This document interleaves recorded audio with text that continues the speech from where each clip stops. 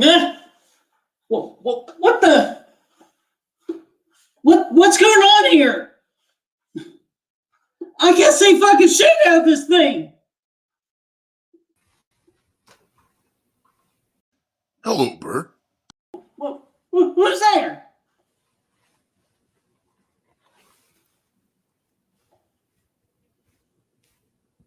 Hello?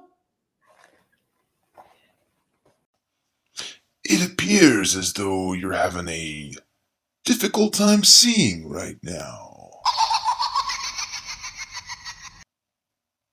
Yep, that's me right there. Okay. Who goes there? It shouldn't be too hard to figure this out, Bert. But of course, it's your friend Jigsaw. This is gonna get kind of weird to say, but I'm kind of happy to hear your voice. What the hell's going on here? Unfortunately, it's almost time for you to be released from this game. But I do have a couple more challenges for you. Okay, what do I have to do? And what's with the bucket? We're using the bucket so you can really appreciate the story of this next movie and not be distracted by the visuals that come with it. What do I have to listen to? For this next flick, you're going to be taking a trip to Las Vegas in Randy's favorite horror movie, Showgirls. What? No, get this. I want to see the girls.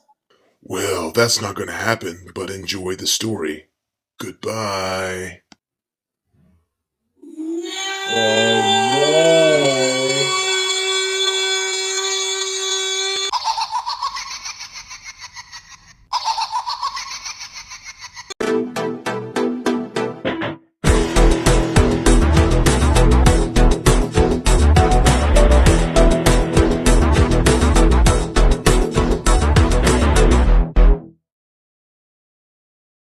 What's going on, guys and gals, and welcome to Good Real Hunting, where we hunt for the good reels so you don't have to. It's your boy Brad, the Bretman's over there, and today we are reviewing Jigsaw as part of our Saw review series. If you haven't seen the rest of our reviews, we'll put a link for those over Brett's head. We've had a good time. Obviously, after Spiral comes out, we're going to review that, and then we're going to rank the series at that point. So we're having a good time. It's been the month of Saw, and we're ready to continue that today. Are you excited today, or what, Brett? Well, I'm glad you're having a good time. Like, I'm the one being tortured in all these stupid ass games. Like, do you like to play games, motherfucker? Well, actually, no, it was okay. Too early for that. So I say, Let's go ahead, get down to business. Let's go ahead, get just another Saw movie out of the way, so we can focus on Spiral and the ranking video. So, Brad, should I go ahead and go with the cast? Yeah, let me. Go ahead with that. Go ahead. Sure. Let me go ahead with that real quick. This movie is starring once again Tobin Bale playing John Kramer, aka Jigsaw, and we also got Matt Passmore, Callium Keith Renee, Hannah Anderson. Is directed by the Spierig brothers. Yeah, absolutely. I think it sounded pretty good. Obviously, this thing comes in about 10 years after the death of Jigsaw. Tobin Bell's character, John Kramer, obviously, is when this thing's set at, and it's like, okay, these Jigsaw murders are back at it, and they're like, okay, what's going on here? There's buckets, and there's people getting thrown off of bridges, and they're like, okay, we got to figure out this stuff, and we're like, okay, is Jigsaw actually back, or it's just a bunch of weird stuff going on, and let's get into it, man. What do you like about it? All right, let's go with the positives. I guess just like the first positive, you could tell like this actually got a pretty good sized budget, and it kind of looked that way. I thought it was shot really well, but yeah, and I also like the games. I like some of the games too, like the reasons why each one's being targeted and all that. Like I got that, and I also kind of like the deal where like you're really cheering for the main girl, which is Anna. Yeah, you're cheering for Anna, and then towards the end, you just realize how much of a piece of shit she is. So that's like a complete 180 on you. I kind of like that. Like it's because it's a unique movie experience where you're actually supposed to cheer for somebody, then towards the end, you're like, oh well, they're a piece of shit. Like, so I really did enjoy that.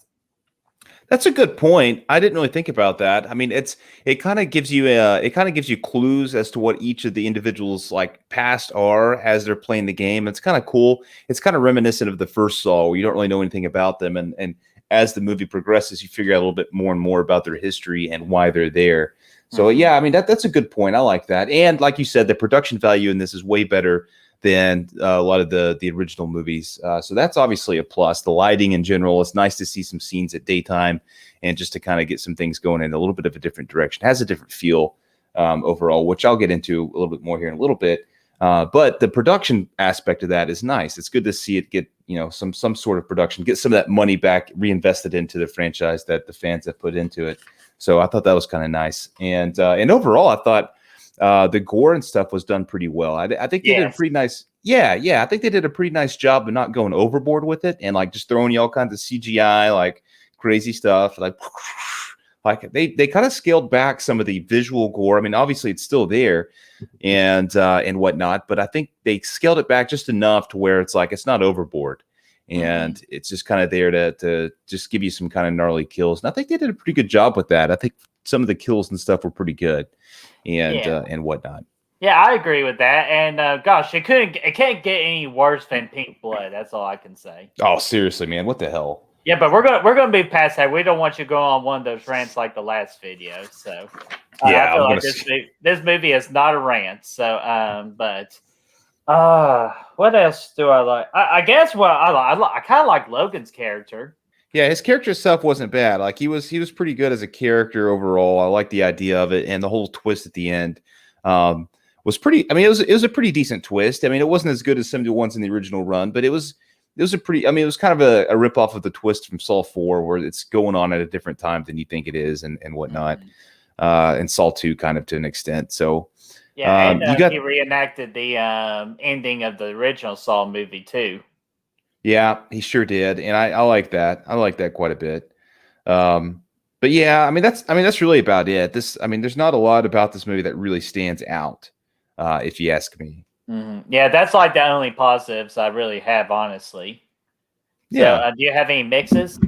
I do, to an extent, a little thing kind of in the middle. There's one thing I kind of liked, and that's the whole idea they explored with Jigsaw still being alive. That kind of little backstory they were throwing out there, where they're like giving us little clues that maybe he's still out there with the DNA and everything, like the blood, Jigsaw's, John Kramer's actual blood under the fingernails and all that. But I didn't think that was really done very well. I mean, it was an interesting idea. But at the end of the day, I almost wish they would have just left it out of this movie, because it's like, I don't know. The whole thing was done just as a gimmick. It seems like it was at the end of the day, they dug up his body. John Kramer wasn't there. And then okay, well, where did he go? And plus they destroyed his body in freaking part 4. So even if you open up that casket, he's not going to look like what did they expect to find in there? Like a perfectly fully not destroyed John Kramer in there? The part 4, that was just an autopsy, so that happens all the time, right? But they put you back together for the funeral and everything, and they'll put you back together for the to be buried and stuff. So that's fine. Like he would have been in here in theory, but it's just I don't know. It just felt weird. It didn't really have a payoff. The only thing, they were just wanting the audience to be like, "Oh, John Kramer's back," and they threw this flashback from way before. And it's I would have rather just kind of left. It was as cool as it was to see John Kramer back in this thing and Tobin Bell. Just maybe let's focus on something else, like they're kind of doing with Spiral. It seems like. So I'm I don't know. I just kind of felt like either you make that a major part of the story, or you leave it out. Kind of a lot of things kind of do things half-assed these days, So it's just you could have made it the full kind of investigative story, and not really so much the I don't know. I to me it just felt like it was halfway done well. But anyway, that's pretty much it about that. Yeah, and right before we go to our negatives, I did thought of one more positive. I really like the Eleanor character too, with her being obsessed with the whole with the jigsaw traps and showing her a room where she had all the original traps and all that. I thought that was pretty cool. How she was just it's just a unique character too. Just someone actually being very interested in these traps, even though they're really sick. Yeah, I liked it. She was kind of. I mean, it was kind of. It was kind of thrown in as sort of a red herring, but at the same time, you kind of knew she was innocent at the same time. And overall, she was neat. I thought it was a little bit overboard at times, like with the room. As cool as the room was with all the throwback traps, it was like, would this really be a thing? Like, I mean, I don't know. Yeah. Like, you have this. You're telling me this random girl's got this warehouse full of freaking jigsaw traps that she put together herself. And I don't know, like replicas, So I'm like, I don't know, but Yeah, that's true. But it was. I mean, it was cool. I mean, at the same time, so I would kind of put that in the mix as well for me. Like, I think it was cool to see that, to go back and see like the bear trap, and then like there's the thing from Saw 2, the with the gun through the door, and a couple other little the angel trap was on the air. So that was cool, but again, it's just a little bit. I don't know. It's just a little bit beyond belief, if you ask me. So I don't know. It was a nice callback to the old movies at the end of the day. So I guess that's what really she was for, and I like reliving the movies that are actually pretty damn good. And that particular scene in her character, she's kind of like us, kind of like that, like those original Saw traps. So I guess that's why I connected to her in some way, not like Totally. fully, but like just in some way. No, I totally get it. Like it was definitely cool, but again, I think to me, both of these things here in this mixed category for me is like. It's like kind of like they're trying to do something new, but they're also afraid to let go of the past, and that's kind of what the sense I got for it. It's like it's cool as a fan of the franchise to see these callbacks, but at the same time, if we're gonna do something new, let's do something new. Like if you wanted to stick with the original line and like make this a direct sequel to 7, then sure, okay, we can throw in some more of this stuff. But at this time, like let's just move on. Let's do something kind of fresh and new. And again, I think Spiral's going to do that, but they didn't necessarily do it here. They were kind of afraid to do that, I think. Oh yeah, and speaking of like respecting the movies that came before it, let's go ahead and go with my first negative, shall we? Let's go, friend. When freaking Logan closed the damn door, he didn't say game over. He just said, "I speak for the dead." Yeah, what a fool, man. I was just waiting there the whole time, but for the sliding door, going, "Say it, say the line, say it." He didn't say it. I'm like, what the fuck? Yeah, man. The Logan. Because every single follower of Jigsaw said the damn line "game over." Amanda said it. Hoffman said it. Why couldn't Logan say it? Yeah, that would have been kind of cool. I guess. I mean, I don't know. Like his boy got freaking. I don't know. It was kind of a different plot. It was a different motive that Logan had, which was also kind of cool. Because he's just out here for revenge. Like he's not out here necessarily to carry on the legacy of John Kramer or anything like that. Like it's personal for him and whatnot. But overall, like as in general, I thought Logan was kind of stale. Like I thought like the character I liked, but Matt Passmore was just kind of like there wasn't a lot of exciting delivery coming from him. Kind of like there to collect the paycheck. Yeah, he was just kind of monotone. Just like I just couldn't really get into his character that much at the end of the day. And because of that, there's really no one in this movie that I was really rooting for at any point. Like, obviously, like, I don't know. I felt like it kind of lacked a good protagonist in this thing. And a lot of Saws you could say that for, because a lot of them are, they're kind of, shady people or whatever. But it really, in this one, is just like, I really don't care. Yeah, but you at least have like one person you can cheer for. So I can easily see where you're coming from on that. I guess for me, in a way, that was Eleanor. But yeah, I'm kind of with you too. There wasn't like one true protagonist in this movie. Yeah, exactly. I thought that there was really no one to root for at the end of the day. Like, because like if Logan's character would have been a little bit more exciting and a little bit more just, engaging, I think maybe he would have been somebody you could have, and maybe that's how, I think was how it was written. From you get a little bit of side story with him, but he just kind of disappears for a while at times, and he's really not a major part of the story until obviously the end. Like he's just kind of the corner guy that's just kind of there, and he has that random scene where he's playing baseball, and then the detective Halloran, what's his name? Is Halloran, right? No, yeah, Halloran. Yeah, you're right. Okay. The shady cop. Okay, yeah, he shows up. I don't know how he found his ass out there, but he did anyway. He's out there playing a little softball, and he rolls up. I'm like, okay. He had one little kind of scene and a couple little things with Eleanor where he's building some character moments, but outside of that, like he was stale and not exciting. So for that, there wasn't any really body to attach to in this thing. No. At the end of the day. Yeah, and another negative for me too is just like CGI, like some of the CGI blood. Sure. Yeah. Yeah, Absolutely. I'm never a fan of that. Like, I understand why they had to do that for some of the traps, but some of them, like, you can try to at least go practical with. Yeah, definitely. I always CGI blood always is usually a turn off for me. There's some movies where it kind of works, but not. Yeah, in a movie like this, no thanks. But Especially when it's obvious. like especially what you're trying to do with traps and all that. Yeah, definitely can't do CGI blood. Totally. I think outside of that, obviously this has a different feel from all these Saw movies, right? Like it doesn't feel like a Saw movie to me. And a part of that is obviously the higher production, which I'm okay with the upgrades in that aspect, but at the same time, it doesn't feel consistent with because this game going on in the barn was one of Jigsaw. I guess it was John Kramer's. Was his first game or whatever? Like it was. Yeah, I think it might have been his first. I think game. that's what they were insinuating. Yeah. Yeah, after obviously the Cecil incident, obviously. So this would have came after that, but it doesn't feel consistent at all with what we saw from those days. Like his first traps are really simple.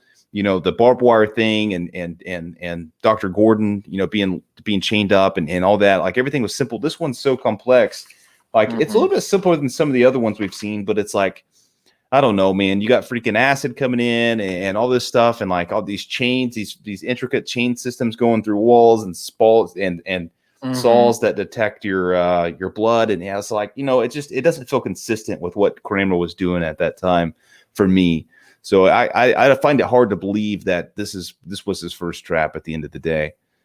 Yeah, absolutely, and it's just like again, back to the protagonist thing, you kind of at least want one of the like the people that did bad things to at least like be a protagonist, like, and that's what with Anna, she was supposed to be that one. Then like again towards the end where they turn out she's a shitty person, you're like, oh man, I was cheering for her, but just dude. Again, just okay there, and then what about the hell with the whole glowing eyes for the Billy puppet? Yeah, that was crazy. I'm not a fan of that.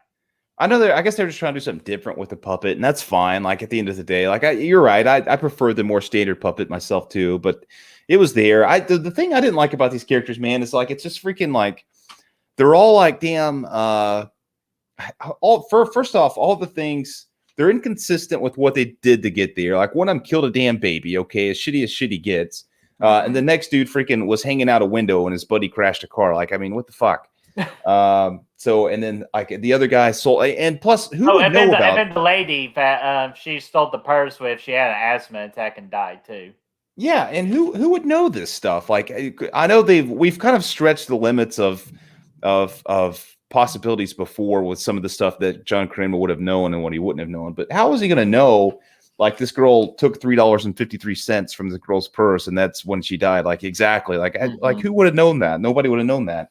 And the guy, like maybe he would know the next door neighbor thing, maybe if he was really looking into the thing. Like I see what they tried to do with that, but at the same time, I don't know. Maybe he could have been a witness to what actually happened when the cops were there. I don't know. Instead of freaking. I think his nephew being the one on the bike too. Yeah, I'm like, what the like? No, that's just adding too much. Yeah, exactly. It is, and again, even then, like, how are you going to know that he purposely sold him a bike with bad brakes? Like, how are you going to know that? And how are you going to know this dude was drunk as hell and caused his friend to wreck?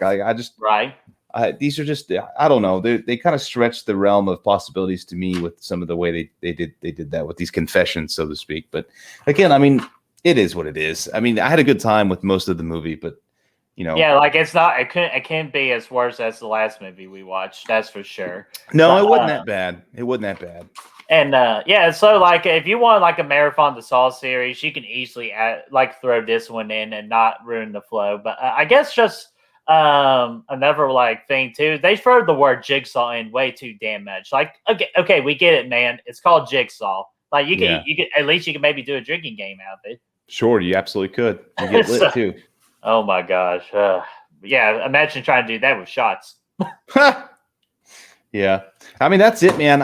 Overall, it's a decent entry in the series, but it's also very forgettable. There's just not a lot into it. It doesn't really add anything to the series at the end of the day. So it's like, take it or leave it, honestly. It's just there. You can watch it if you want to. but there's really no reason for it to be a thing. Yeah, and I think I guess the ultimate word too is also a missed opportunity. Like there's some ideas there you could have explored and really enhanced on, but they just failed the mark on it. But it is what it is. Yeah, like you said too, take it or leave it. I agree with that. Sure, yeah. Well, what's your favorite trap of this thing? Okay, favorite trap. It really was down between two, but I guess just really just the one I keep on every time you mention the word Jigsaw to me, I'll go to the whole bucket with the chain and the saw thing, because like when they were like getting there, like one it was simple thing like blood, you can take off the mask, but mainly just for me, it just looked visually cool. Yeah, I could get behind you on that. I'd agree with that statement. A couple other little things. I mean, the laser thing, a little bit over the top, if you ask me. Yeah, that was going to be my second one, actually, where the guy's head kind of looked like a Demogorgon, and kind of like and when I watched Dead Meat earlier, and that was the perfect description that James said about like when the guy thing and the Demogorgon pop. I thought that was a hilarious joke. It did look like it. I thought it was a little bit over the top for a Saw movie with lasers, but I mean, it was cool. But yeah, I think I'd go with the bucket thing too. I think that was probably the coolest. Yeah, because even though like this could be a negative too, like the traps are forgettable. They are, man. The acid thing was cool, but it wasn't really much of a trap as much as somebody just freaking stabbing somebody with acid. The effects were cool, but yeah, I mean, that's it for me, man. Same here. So you want to go ahead and just rate this movie? Let's do it. All right, man. Well, I'm going to give this a 2 out of 5. Again, just missed opportunities. There's some parts about it where I really enjoyed, so I can watch it again. I can watch this if I'm doing a Saw marathon, but just other than that, nothing really much there for me. So 2 out of 5. Yeah, I'm going to throw it a 2.5 out of 5 myself, right there, kind of in the middle. Nothing special about it, really didn't need to even be there, but it's not horrible at the same time. It's serviceable, but it's not necessary. Yeah, not necessary. There we go. Exactly. So I'm going to save everybody the map. That's just going to be once again Smith's Grove's security department.